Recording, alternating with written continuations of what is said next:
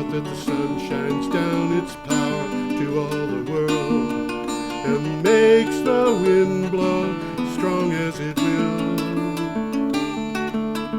I wonder hope gentle rains can fall upon the land, so lovely earth can stay lovely still. Hello everybody. This is an Energy Week Extra with George Harvey and Tom Finnell. Energy Week with George Harvey and Tom Finnell Extra. And we have the extra here, Walter Gustafson. And hello. Walter is from VPIRG, which is the Vermont Public Interest Research Group. And you know, I know that VPIRG stands for a lot of good things, but I don't know what all it does. Yeah, so we work on a lot of different issues. We work on mostly environmental and consumer protection issues. We're almost entirely funded by individuals and by citizens, so we really can't work on issues that the constituents of Vermont aren't in favor of. So some of our recent victories have been banning fracking in the state of Vermont, labeling genetically modified foods, and working on some disclosure bills regarding transparency within our democratic process. Okay. So you're not funded by Koch Industries, you're not funded by General Mills, for that matter, which is kind of at an other end of that whole spectrum, and or Coca-Cola, Pepsi-Cola, Nike, any of the companies that have signed on to various climate things. Yeah, which means that you haven't been corrupted by anybody yet. No, our integrity stays high, and that's something I really like about the work that we do, something that really attracts me to Vermont in general, and the way that some of the nonprofits work throughout the state is we have a really deep and honest connection and relationship with the people of Vermont, much like many of our elected officials do too. You know, working in Montpelier, it's not uncommon to walk past the governor in the cafeteria and say hi, and you just don't get that in other states. You don't get it in other states, no, and as a matter of fact, Governor Shumlin has got a good enough memory that he's very likely to remember your name, and, you know, so you can strike up a conversation with him. I actually did that on one occasion. I said, Governor Shumlin, don't be a nice guy. I said Mao Zedong was a nice guy, Hitler was a nice guy, Stalin was a nice guy, Pol Pot was a nice guy. Don't be a nice guy. Yeah, no, we have very accessible elected officials here. We do. And we're often at odds with many of the companies that you mentioned, because we are basically working to advocate for issues that are in the best interest of people like you and me, and that aren't going to be necessarily pushed for by huge corporations that are only looking for certainly an not profit. Pushed for by Monsanto. Yeah, definitely not. Right. Well, so what do you do? How do you approach the problems? So we like to make sure that we're tackling the right issues. We want to make sure that we're tackling an issue that is winnable. And so that really factors into the work that we're going to do. If we're almost entirely funded and supported by citizens, we really want to make sure that we're doing the best work possible with those funds and resources. We also do a lot of research and make sure that we can back up the work that we're doing. So what kind of research are you doing? For example, when we moved forward with putting the price on carbon pollution, the carbon pollution tax, we went right to REMI, which is a regional economic modeling firm that the state legislator usually goes to, or even the federal government goes to do their economic modeling, to really show how beneficial putting a price on carbon pollution would be to our economy.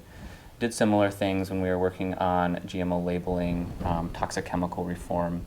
So really making sure that we have the science and the evidence to back up the policy decisions that we're making. I have recently seen figures for what it would happen in the Vermont economy if we put what is in fact a tax on carbon, starting at $10 a ton, going eventually to $100 a ton. And what that means basically in terms of current prices is about a little less than 9 cents a gallon, going up to a little less than 90 cents a gallon, about 88 cents a gallon in 10 years.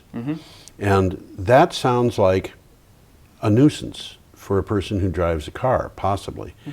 But the numbers of jobs created by this, the number of amount of money that it means would be in the Vermont economy, we're talking about a real, honest to goodness change toward big prosperity. Yeah, we're talking about $1.6 billion that leaves the state annually.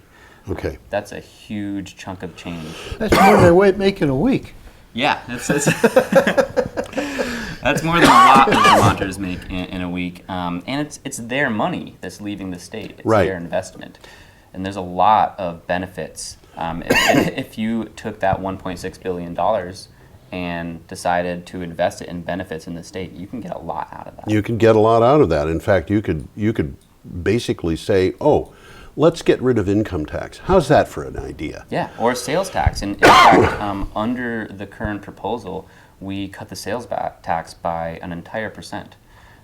That's a huge chunk of change. But it's not just the sales tax. There's other taxes that would be cut. Yeah, there's a lot of benefits. So currently under the proposal, there would be a employer rebate based on how many employees that you have. What an interesting idea. Yep. Get more employees. Yep, so we want to make sure that this is good for business and that this actually puts us at a competitive advantage with other states. Right. We are also going to make sure that there's a rebate for every single adult Vermonter and an additional rebate for people of lower income. A rebate. Yeah. I like it. Yeah. So How would that rebate work? there's a couple of different ways we could do it. It's definitely being talked about. So you could do that by incorporating it into your income tax. You could do it by incorporating it into our EBT cards and just putting it on an account. So there are some different implementation methods. Generally speaking, the system's already there because we're filing taxes, and the Energy Independence Fund that would be set up would use the structure that the Clean Energy Fund that we currently have set up, so there wouldn't be too much additional administrative costs with this. So basically what we're saying is we would increase our taxes on fossil fuels, and we would decrease other taxes and have other benefits. Yep. And as I recall, there was a 10% of the taxes that would be put on fossil fuels would basically be used to benefit low-income families and people. But in addition to that, instead of spending $1.6 billion in some other part of the world buying oil from tar sands in Alberta, or whatever it is it's going to be, which puts our money into their economy, we would be keeping that money in our own economy, employing people, paying people, and that would be more money, as I recall, than the state currently gets in taxes. Yeah, absolutely. It's a huge benefit.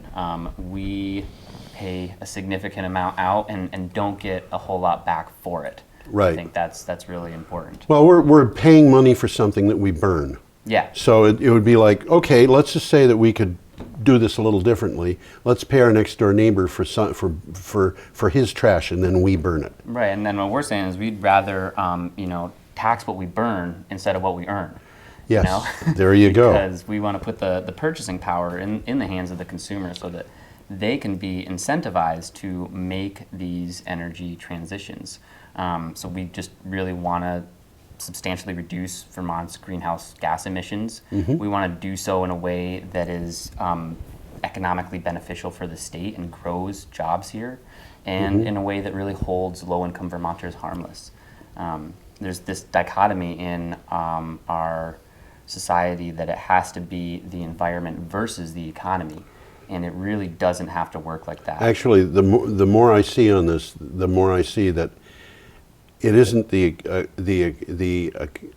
environment versus the economy. It's the environment and the economy versus the fossil fuels industries that are have been trying to pull the wool over our eyes for years and years and years. ExxonMobil being one of them. knew that there was a serious problem with climate change by 1979 at the latest, and they basically lied about it Yeah, yeah. over years. Yeah, that's been really disconcerting for me. Growing up in this state and knowing how real climate change is, so real that my generation is spending the majority of their time addressing it and the majority of their lives addressing this situation. To see these companies know that they have a responsibility to account for the damage that their product is doing, and to know that we've been asking for that for a long time and that they still are refusing to take that responsibility, ends up putting the onus on us. And we see that even our federal government is not going to be moving very quickly on addressing climate change. Well, this is something that I find very interesting, because the House and the Senate are controlled by people who have their reasons for denying that climate change is happening and trying to prevent anything from being done about it. You're talking federal now. Yeah. And when I think about that, and I think about Ronald Reagan, who was presented with a problem where somebody said, we've got a hole in the ozone layer. And he had science advisors who say, don't pay attention to those people, they don't know anything about it. But Reagan's position on this was, it might not be real, but we need an insurance policy. So let's just do something about this, because we don't need to put these chemicals into the atmosphere. There are other ways. And he got some flack about that, but the ozone layer was protected because Ronald Reagan wanted an insurance policy. But the current Republican leadership in Washington, D.C. is somewhat out of step with its followers, and doesn't want an insurance policy. They want to have no insurance policy, so that if we're walking off a cliff, they want us to fall. Right. I love that you use the term insurance policy there, because putting a price on carbon pollution is about the best insurance policy you could have. Yeah. It's really cheap. The worst outcome that you have is you've heavily invested in an infrastructure that is going to be the energy infrastructure of the future. Best case scenario, you create more jobs, you reduce your fossil fuel dependency. So it's an insurance policy without too many negative impacts. And as a matter of fact, if you think about the push by these people who are conservative Republicans, and I'm about that close to being a conservative Republican myself. One of the problems that I have with them is that they're saying, well, we're pro-America, we're pro-democracy, we're patriots, we're the good guys. Well, okay. The United States is being outspent by China 2-to-1 on renewable power. Why is that? Well, for one thing, 7, 8, 9 years from now, as the stuff they're putting up is paid off, they've got power sources that don't require fuel and don't require money. And this puts them into a position where commercially they become very competitive, more competitive than they already are with the United States. And it means that their security is there. And they become militarily more competitive than they already are with the United States. And guess who is saying, we have to deal with climate change. It's one of the biggest issues, if not the biggest issue that we've got. The military. The Pentagon. Yeah. And so they're saying, well, we're patriotic, but we're not interested in supporting the Pentagon. And we're patriotic, but we're not interested in taking our economy to the cheapest fuel we've got in the future. And instead of that, they're saying, this is too expensive. Well, too expensive for whom? Too expensive for the oil industry. Right. I mean, not having a planet is going to be pretty expensive. There is no planet B. Yeah, there's no planet B, and you'll definitely see some obstructionist politicians pushing back against action on climate change. But this really isn't a partisan issue. Everybody, if you take away the loaded language and you ask people if they want clean air, clean water, a healthy environment, we all can agree that those are things that we want. Well, it's loaded language, but it's also Freedom Partners' $895 million that they're going to put into the next elections to make sure that their people take over the government. Yep. And they've basically said that's what they want. They want their people to control the House, the Senate, and the White House, which means hey, look at us, we're going to take over the government.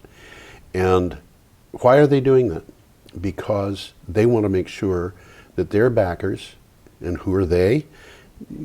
That their backers who make their money from fossil fuels are in control. They don't want democracy. Absolutely. There's nothing that I know of in our society that is more democratic than the ability that we have to put solar panels on our roofs. Yeah, and to speak to that point, put a carbon pollution tax is a free market solution to addressing climate change. Right. So you'd think you would have, and you do find a lot of bipartisan support when you peel back the layers. You have folks like, on both sides of the political aisle, folks like Paul Krugman, an economist for the New York Times, and people like Hank Paulson, who is the former Treasury Secretary under George W. Bush. And yes. Both of them will say that you need to put a price on carbon pollution to address climate change. Yeah, Paulson's been saying that for quite a while. Yeah, absolutely. And the reason, one of the things that we've got here, people should understand this, is what is called externalities. Mm-hmm. And just so people know, that's a word that economists throw around, but it means that if your neighbor is making money by throwing his trash in your backyard, that's an externality. The trash in your backyard is the externality.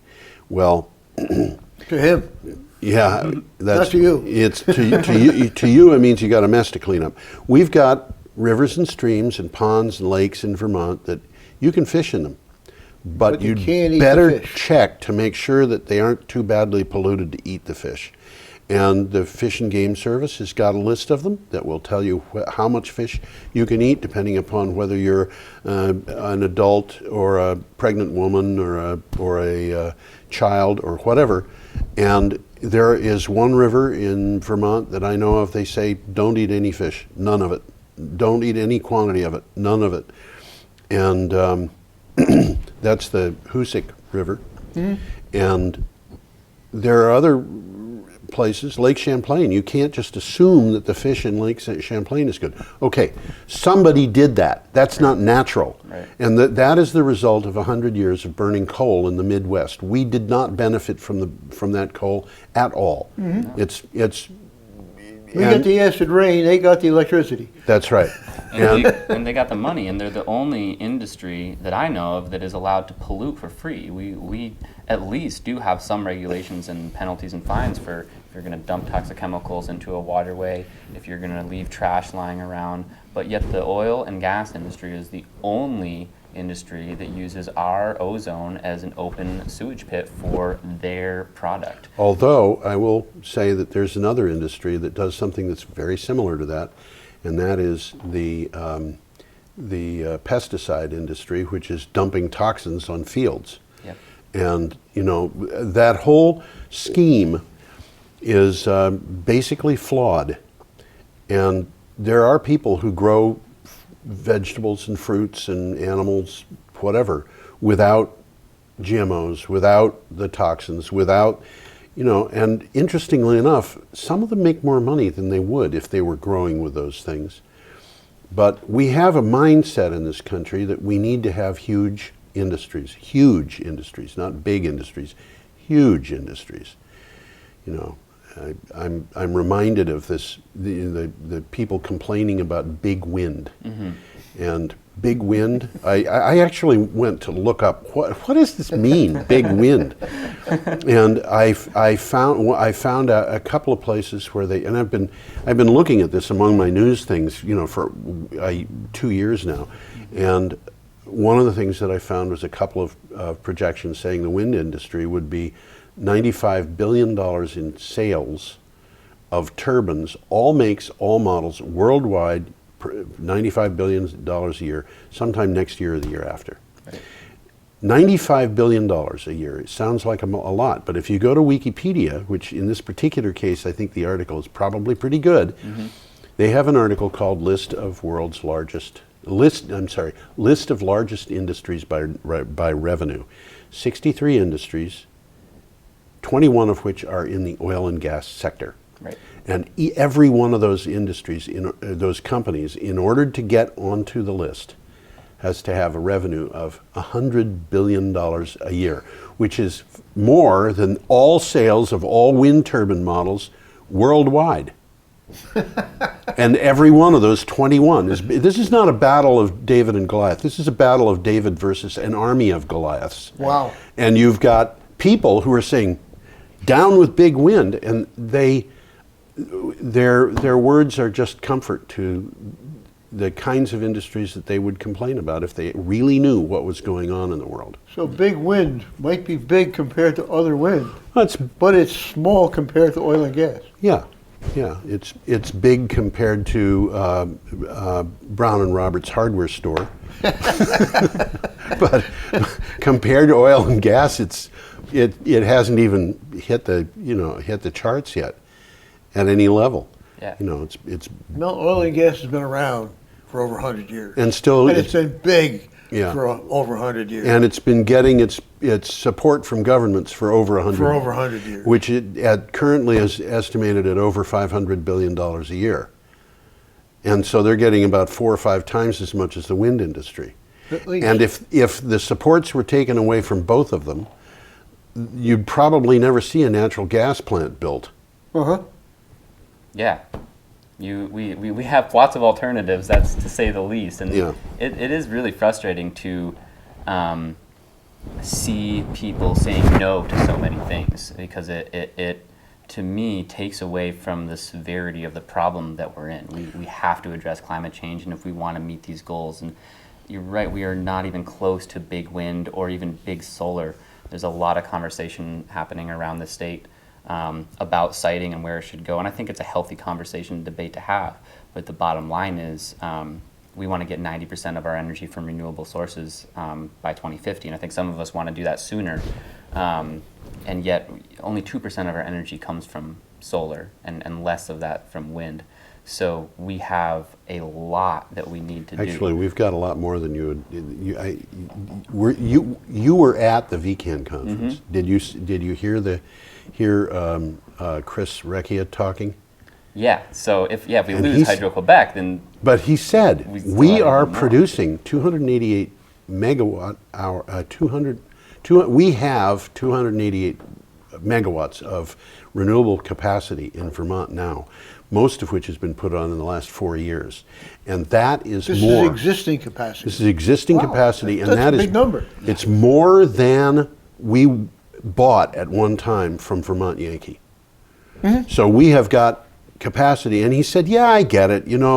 Sun isn't always shining, but Vermont Yankee."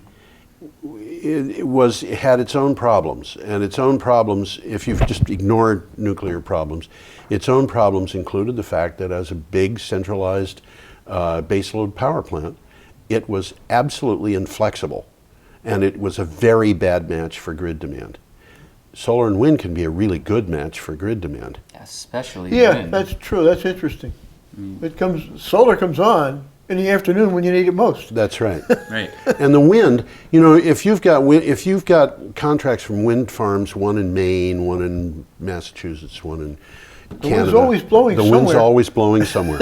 Yeah. You want to look at successful wind projects, and you look at what Texas is doing with wind.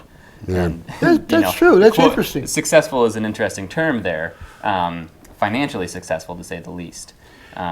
But they are able to produce a significant amount of energy with their wind projects in Texas. They do, indeed. And it produces some very interesting effects, Yeah. such as free electricity. Yep.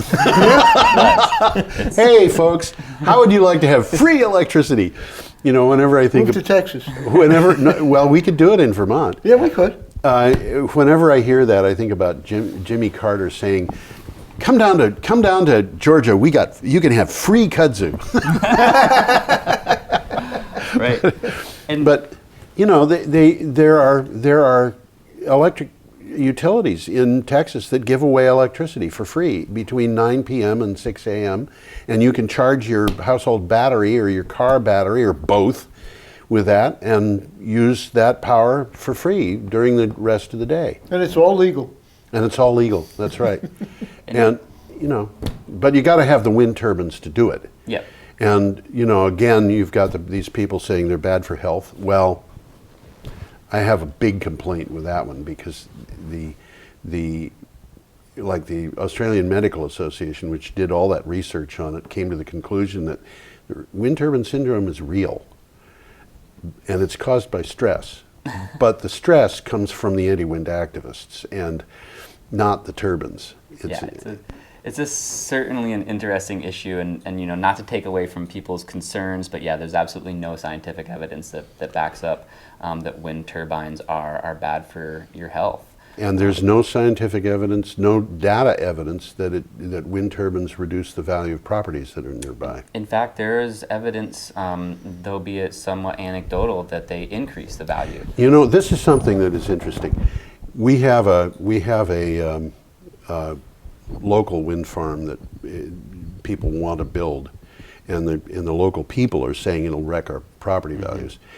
The fact is that if the local people would negotiate for that wind farm properly, they could say, okay, we'll let you build the wind farm, but we want one line from one turbine running to a point in our town where we can have a battery that is going to be the backup system producing a microgrid. For our town. For our town. And if they did that, the effect on property values would be really interesting, because they would go up. Absolutely. Because all of a sudden you've got a town, Hurricane Irene comes back, and that town just keeps chugging. Yep. And where the next town over could be down for a week, that town keeps going, and that's good for business. That's good for business, that's good for the economy, that's good for people's health. I think that's exactly the type of situation that we need to start incentivizing, and I think a carbon pollution tax does just that. A carbon pollution tax, but I think that also we should be pushing microgrids as hard as we possibly can. Absolutely. Yep. It's the wave of the future, really. Yeah. And it's the very near future. Yes, absolutely. And with that comes to switching to a much more electrical grid as well. Absolutely. And moving, as we all know, away from fossil fuels. That power our cars. We can move away from the fossil fuels we burn in our oil burners. It's much, much cheaper. Today, it is much, much cheaper. Already, it is much, much cheaper to use a mini split, which is an electrical heat pump, in a house than to burn oil or propane or whatever. And I believe it's probably cheaper to install a mini split than it is to replace a furnace. It certainly is becoming cheaper, and we should be continuing to move in that direction. Something we also didn't talk about and touch on with all of this energy infrastructure is the jobs that it's creating. Vermont is leading the nation in solar job creation. Something that was really hard for me growing up in the state was watching a lot of my friends not have an industry not have an industry to get involved in, but also not have an industry that they felt good about being involved in. Well, we've got lots of industries that we could do and we could pursue in Vermont or anywhere else that are just waiting to be pursued. And all you really need to do is to go after them. And unfortunately, we've got naysayers who say, no, that won't work. We do, and I think what we need to do is some serious education, because we have arguably one of the best opportunities to make this transition. Vermont? In Vermont, absolutely. We have the cost of fossil fuels is low right now. We have our world leaders all meeting, saying that we need to address this problem. You have people like the Pope saying you need to put a price on carbon pollution. There are a few people who pay attention to the Pope. Yeah, there are. It turns out is a credible voice. Even people who billion people. Even people who are not Roman Catholic, some of them pay attention to the Pope. Yeah, and all of this just makes sense when you look at the direction that we're talking about in terms of where our energy is going and where our infrastructure is going to be built. If we don't put a price on carbon pollution, we really run the risk of missing that economic boom, of missing the opportunity to actually benefit from addressing climate change, and make Vermont a leader so that other states can actually turn to us as industry leaders in some of these areas. This is an interesting thing. You know, you probably know about Gersink, the town in Austria that is 100% renewable, and it's exporting power. And they had, in 1990, about 1990, they had 70, almost 75% of the people in Gersink who were workers had to leave town, take trains to Vienna, spend the week in Vienna to find a job because there were so few local jobs. And within 15 years, they had people moving into Gersink to take advantage of the local jobs that had been created there because the town had gone 100% renewable. But one of the things that happened, and this has happened in Samsø in Denmark, this has happened in what is the name? Vildpotsried? Yeah, in Waldheim in Germany, a couple of towns in Germany. And what happens is that when they go into this thing of being renewable, because they're leading, people from elsewhere go there to learn how it's being done. Now in Vermont, one of the things that we've got is biodigesters. We're way ahead of a lot of other people. I don't know if there's another state that has more biodigesters than we do, but I know that we still have very few. And we had 16 when California got its first one. Yeah. And you know, the Department of Agriculture says that we could use every cattle farm could have one. Almost, yeah. And as a matter of fact, every cattle farm could have one, even if it's only got one cow. Yeah. Because there are places, there are millions of biodigesters I've read in China that are operating at the household level, where they take their household waste and they put it into the biodigester to make compost. That makes methane, and they use the methane to cook their food. Yeah. Yeah, Vermonters are incredibly innovative. we could take this opportunity and really run with it. Right, and you know, here's a technology that if a person really wants to learn about it, one place to learn is Vermont. Yeah.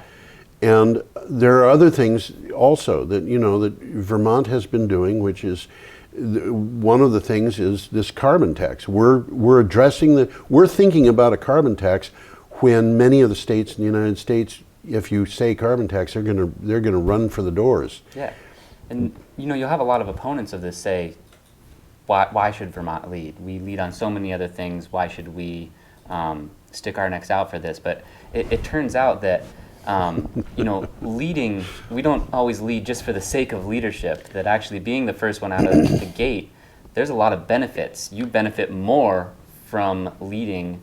Yeah, what happens when you create 2,000 jobs in Vermont? Yeah. I mean, how many people are there?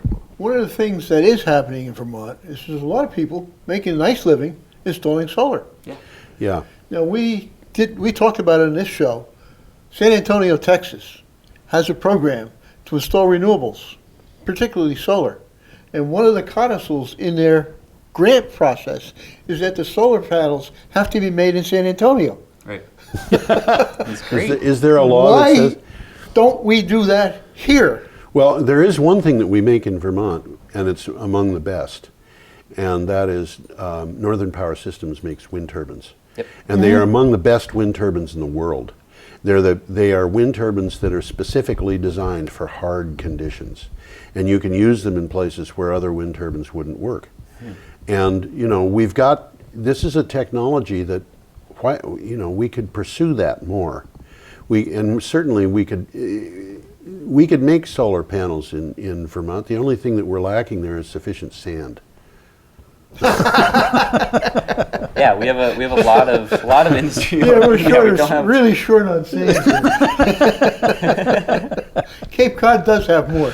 Yeah, I think Cape Cod might have more. I don't know, but you know, when I lived as a kid in New Hampshire, and I was only about 8 or 9 miles from where I am right now, one of my neighbors had a sand pit, and the local road crews would go in there and take a couple of tons of sand out every once in a while.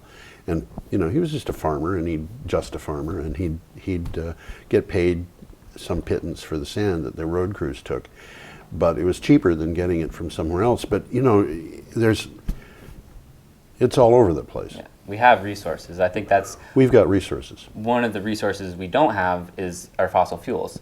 And so Well, by golly. and for a good thing, there's no offshore drilling in Lake Champlain, and there's no fracking. But what we do have, we have to use, and we have to utilize really well, and we have to incentivize that use. So we really have to make sure that when people are making these investments in clean energy, or when they are making an investment in a more fuel efficient car, that they benefit from that, that is incentivized. That's an interesting point too, because car bodies can be made anywhere.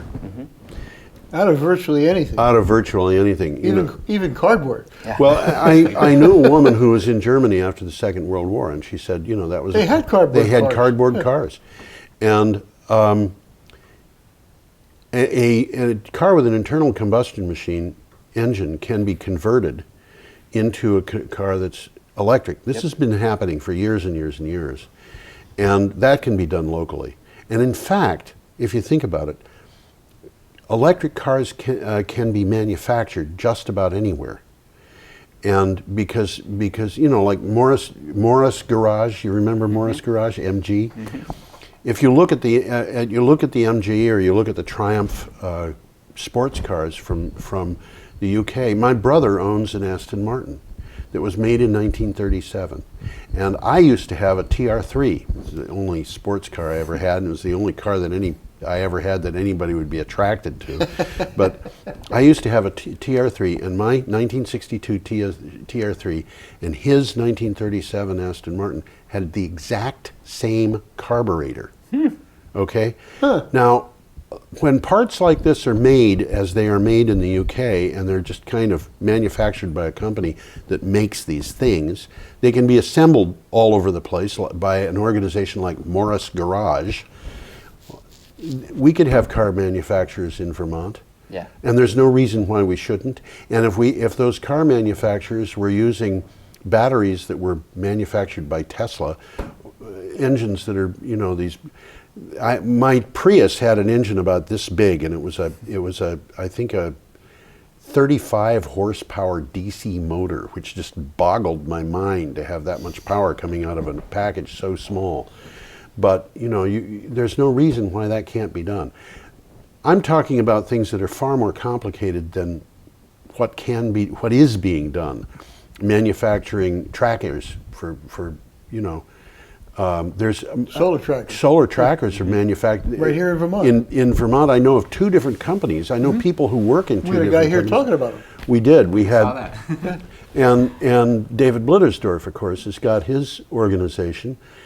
We could manufacture anything we wanted in Vermont except battleships. Yeah. You know. And really in the country, we touched on it in the previous segment a little bit, but we're really good at creating industry through incentives. If you think about when we wanted to make tobacco really cheap, and that our industry, we really subsidize it. When we wanted corn to be really cheap, we have subsidized it to the point that it's in our gas, it's in 70% of your grocery products. So if we wanted to make clean energy our industry, we can totally do that. And you're right about just people in general, they're going to innovate and do this if we don't. And companies are already doing it. If you look in ExxonMobil's business plan and their business modeling, they internally account for the cost of carbon pollution moving forward. Internally? Absolutely. Do they? Yeah. And almost any major company. They have guess to. they would have They've to, got to yeah. have a business plan that deals with something that can It's happen. a no-brainer to start to account for the cost Right. of carbon pollution. Ben & Jerry's, our own local Vermont company, really takes it a whole step further. They actually have an internal company pricing program. They take that revenue internally and invest it in cleaner sources of energy, so that when the price of fossil fuels skyrockets, they already have clean local energy to fall back on. And wouldn't that be great if Vermont could set itself up in the same way? Yeah. And Vermont has been doing this kind of thing ever since it came into existence.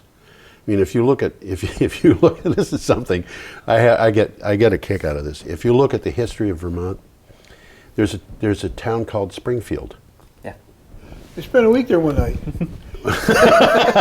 And Springfield has, or at least had, I don't know what the status is anymore, but they used to have a penitentiary.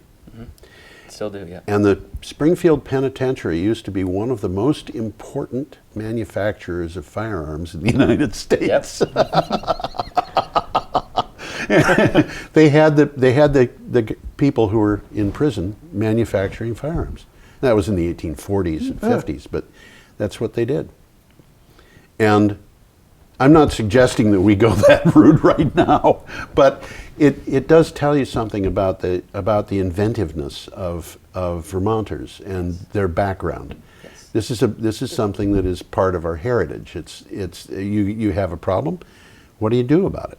Well, Springfield was at one time a very large manufacturing town, and you drive through it, the factories were all still there. Yeah. yes. They're not making things anymore. Well, they could be. They could be. That's the I point. mean, this is one of the things. They could be manufacturing wind turbines. They could be manufacturing solar panels.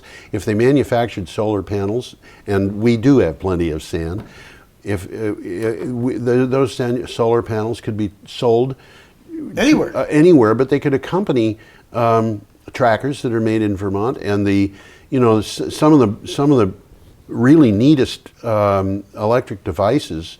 There's an inverter that can accept multiple inputs from multiple kinds of power. And this is being manufactured in Maine. Multiple inputs from so 12 volts from this guy and 24 volts from that guy. You could have a put solar it all together. Solar and wind at the same time. Just throw anything you want at this inverter. What do they think of next? Yeah, what will they think of next? I'm trying to think of what the name of that company is, but it's why is that happening in Maine? It's just happenstance. It's not. It's because there were a couple of guys at MIT who decided that they wanted to live in Maine, and that's what they did. Well, why can't a couple of guys from MIT live in Vermont? Yeah. I'm sure they do. I'm sure they do. Well, Springfield is a great example of a town that could really benefit from moving in a different direction economically and in terms of where we're putting out our dollars to build more infrastructure. Right. They were a huge manufacturing town. They have all of that infrastructure there. And manufacturing in general is something that will really benefit from our investments. But our manufacturing is a very different thing than it was. It is. I think about this thing, for example. Here's a little computer that I bring in every week, and I do these shows using this computer. And when that thing's on, it's drawing 6 watts. Right. 6 watts. I can't 6 watts. You could run it on a battery for a day. Yeah. I'm sure it does. It runs on a battery, and it'll run for 11 hours if you're careful. And this computer has 2 gigabytes of memory and 32 gigabyte solid state drive in it. That's 34 gigabytes, which when I started working on computers would have cost something on the order of $3.20 a byte. It would have been as big as a house. Oh yeah. Well, the first computer I worked on wouldn't have fit in the studio, and it needed 3 air conditioners to run it, to cool it. But at $3.50 a byte, we're talking about $100 billion in this computer. There's a lot of money to be made in efficiency and advancements. And manufacturing does not mean you have to pump fossil fuels or particulates into the atmosphere. Not at all. I think, to me, it's all about you have to incentivize the right advancements. So, with this carbon pollution tax, there's a lot of misinformation out there. But if I was to come to you, you may be a business owner or a person, and tell you, here, I'm going to cut your sales tax by an entire %. I'm going to give you a rebate for how many employees you have for your business. I'm going to give you an individual rebate for your investment in your own personal transportation. I'm going to take the state's revenue and reduce the cost of weatherizing a home, buying an air source heat pump, or buying a more fuel-efficient vehicle. I'm going to give you all of those things, but your gas costs are going to go up by about 6 to 10 cents a year. I think most people would take that deal. I think they would. Yep. And I think that people who wouldn't go ahead with a fossil fuel carbon tax are people who haven't understood it. Yeah. And basically that's what it comes down to. There are a few people who would, and there are people who say, no, I'm in the business of fossil fuels. Why would I want that? Well, that's where we have to start talking about a new business plan. Yeah. Because those people who are in the fossil fuel industry, and this goes all the way up to the leadership of ExxonMobil and Chevron and so forth, if they don't have a new business plan, they're going to be in serious trouble. Yep. And they've known that for a long time. And if they're fighting against that, then they're fighting to keep themselves in serious trouble.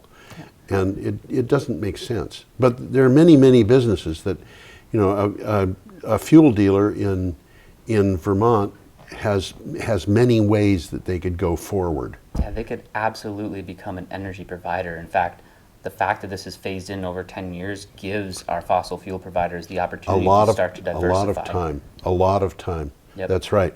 The fossil fuel, the person who's selling fuel oil is going to find that there's a tax on his product.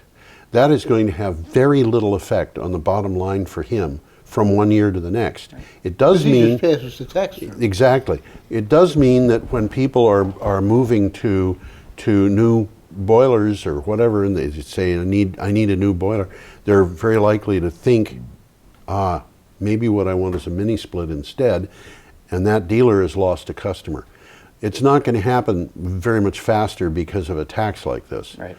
It is going to happen one way or the other, because even at $2 a gallon for oil, a mini split is an attractive thing to put in. And one thing that everybody should understand about the $2 a gallon oil is that it is $2 a gallon because a group of people in Saudi Arabia want it to be $2 a gallon. Yeah. And the moment they say, we don't want that anymore, it's not going to be $2 a gallon anymore. The rest of the world, you know, you look at the EU and gas is so expensive there, and people may not want it to be more expensive, but look at the benefits they get. They have public transportation, they have a rail system, they have fuel efficient vehicles. Yeah. So, and they've got rail systems that are 100% provided for with power from wind. Yeah. We absolutely have to catch up to the rest of the world, and we have an opportunity to make Vermont a leader. And it's not just the right thing to do, it's something we must do, and it's something that people want to do. I was talking to my sister who just graduated college, and she told me last night she doesn't ever want to have to own a vehicle again. Wow. and so we need to be incentivizing that. And I'm talking to my mother who lives in Addison County, and she takes public transportation from Bristol, Vermont to Middlebury to work. We need to be incentivizing that too. We do. Because they've both taken vehicles off the road. Mm-hmm. They've both taken energy dependence out of their communities, which allows more energy and cheaper energy for other people. So we need to move forward with gave that. up my last car 4 years ago. That was a Prius. And I got a bike a couple of years ago, a used Gary Fisher mountain bike, which I bought for $150. It was about 25 years old, but you know, it was in pretty good shape. And I have electrified that at a much steeper price than I would like to admit to. But nevertheless, you know, I can ride up and down the hills around Brattleboro, and I use it for going to various places that are 2-3 miles from home, 4 miles from home. Last time I got my driver's license, I had a TV show, radio show that morning, and I started by going to the radio show in West Brattleboro, and then I biked up to Dummerston to get my driver's license. Then I biked back here. I don't know how many miles that is, but it might have been 15 miles that morning.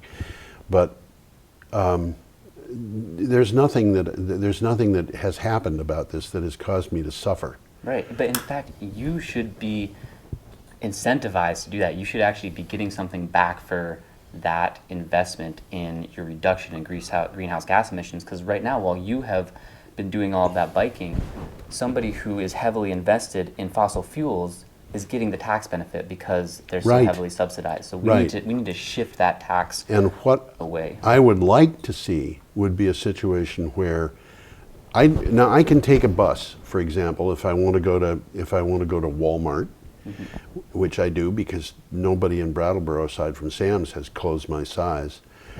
But if I wanted to go to Montpelier or Bellows Falls, for crying out loud, I can take a bus, but it's not convenient. Right. Local buses exist, but they are not convenient. We should probably have buses on a schedule that is 4 times as we should have 4 times as many buses in Brattleboro as we do, I think. Right, and Well, we have a really nice Amtrak system. You can pick up a train in Brattleboro and it'll take you up to Burlington, what, an hour and a half, 2 hours? I don't know. But you how got to long it wait is. overnight to get back. That's right, and that doesn't make sense. No. And you know, going down to Greenfield or whatever, You got to Greenfield, wait overnight to come back. You got to wait. And I wanted to, when I went to Kenosha to visit my son, You got to wait overnight to come back. yeah, right. I was able to take I went by plane eventually, but I really wanted to go by train, and I would have been able to take a train from here to Springfield, Massachusetts, and then from Springfield, Massachusetts to Chicago. Exactly. And then Been on take that a, train. Been on a go on a bus from Chicago to Kenosha. But coming back, I'd take a bus from Kenosha to Chicago. Okay, so far so good. The train from Chicago to Springfield, and then I'd have to spend the night. And all right, so what do? It might be cheaper to hop up, arrange for some airport limousine to swing by and pick me up, but it's painful to deal with those things. And we have one train going through north and one train going through south every day, and we could easily multiply that by 4. We need something like trolley cars running back and forth on those same tracks all day long. I think that makes sense. And what we really need is funding to do all of these Well, investments. I would make my contribution, and it's not going to be much. But Right. No, it is. But- well, I mean, funding in terms of the $2 billion that's leaving our state currently that we spend on fossil fuels. We do Our indeed. transportation sector is entirely invested in fossil fuels, and when we're looking at reducing our greenhouse gas emissions, I can't remember the exact numbers, but it's roughly 45% of our greenhouse gas emissions come from transportation, and another like 39% or so. The vast majority from home heating. Yeah. So those are the 2 areas where we have to make the most improvements, Right. and really where we have been making the least so far. We have made a lot of improvement in the electrical supply. Right. We are at the end of our time, and so we're going to have to say goodbye to everybody. Oh, shucks. You can come back. You've been having a good time, haven't I you? have been. Yeah, so have we. I'm George Harvey, and this is Tom Finnell In the flesh. waving his hand, and Walter Gustafson. So we hope you all enjoyed the show. We'll do this again. I want to point out that the sun shines down its power to all the world and makes the wind blow strong as it will. I want to hope gentle rains can fall upon the land so lovely earth can stay lovely still.